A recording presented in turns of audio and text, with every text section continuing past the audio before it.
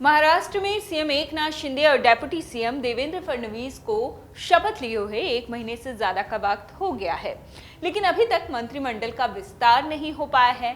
इसे लेकर बताया जा रहा है कि एकनाथ शिंदे पर दबाव बढ़ता जा रहा है। प्रदेश में अब तक हर फैसला शिंदे और फडणवीस दोनों ही लेते हैं। सूत्रों से जो जानकारी मिल रही है उसके मुताबिक जब तक सुप्रीम कोर्ट शिंदे गुट के 16 विधायकों और अयोग्यता के नोटिस और शिवसेना पर शिंदे या ठाकरे में से किसी का दावा सही या गलत नहीं हो जाता या फैसला नहीं कर देता, तब तक इसी तरह मंत्रिमंडल विस्तार रुका रहेगा। तो वहीं इस दौरान देवेंद्र फडणवीस ने पार्टी के वरिष्ठ नेताओं से मुलाकात भी की और उनसे मुलाकात करके वो वापस लौट आए। अब खबरें ये आ रही हैं कि सीएम शिंदे 4 अगस्त को सरकारी वकील उज्जवल निकम से सीएम शिंदे ने मुलाकात की है, जिसके बाद अटकलों का बाजार गर्म है। आपको बता दें कि कैबिनेट में पेंच इतना ही नहीं है। कांग्रेस विधायक सतेज पाटिल का कहना है कि शिंदे गुट को विभाग शिंदे गुट मांग रहा है, बीजेपी वो देना नहीं चाह रही, इसलिए मंत्रिमंडल विस्तार नहीं हो पाया है। तो वहीं इस पर शिंदे गुट के प्रवक्ता दीपक केसरकर ने पलटवार किया है और कहा है कि मंत्रिमंडल विस्तार में कोई समस्या नहीं है, सारा समन्वय और विभागों के बंटवारे को लेकर चीजें तय हो चुकी हैं। अब बस 2-3 दिनों में मंत्रिमंडल का विस्तार हो जाएगा। ऐसे संकट के वक्त और मंत्रिमंडल विस्तार को लेकर कानूनी अड़चनों को दूर करने में सरकारी वकील उज्जवल निकम सीएम शिंदे की मदद करेंगे क्या? ये एक बहुत बड़ा सवाल है। ये चर्चा भी शुरू हो गई है।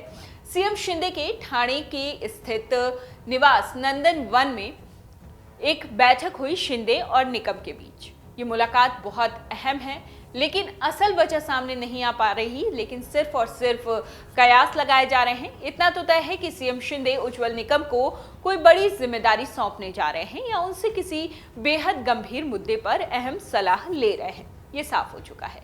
ये भी साफ है कि सरकारी वकील की हैसियत से राज्य के कई हाई प्रोफाइल केसेस लड़ चुके उज्जवल निकम का वकील के तौर पर अनुभव बहुत ज्यादा है। ऐसे में उज्जवल निकम गुरुवार की रात सीएम शिंदे से मिलने उनके घर पहुंचे। इसकी वजह तो फिलहाल समझ नहीं आ रही। जो चीजें निकलकर सामने आई हैं उससे तो यही समझा जा सकता है कि सर्वोच्च न्यायालय में शिंदे और ठाकरे ग्रुप के बीच कानूनी लड़ाई चल रही है। सीएम उसी बारे में चर्चा करने के लिए उज्जवल निकम से मिले होंगे।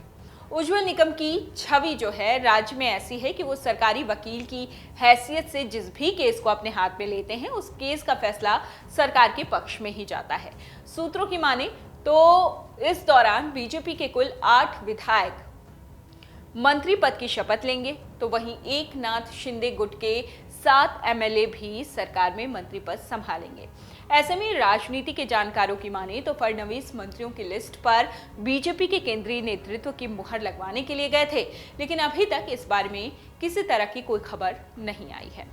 मंत्रिमंडल का विस्तार कब तक होगा, कब किया जाएगा, ये बड़ा सवाल अभी भी बरकरार है। यदि इन सभी बातों को देखा जाए तो अभी तक महाराष्ट्र में कैबिनेट का विस्तार दूर की कौड़ी दिखाई देता है।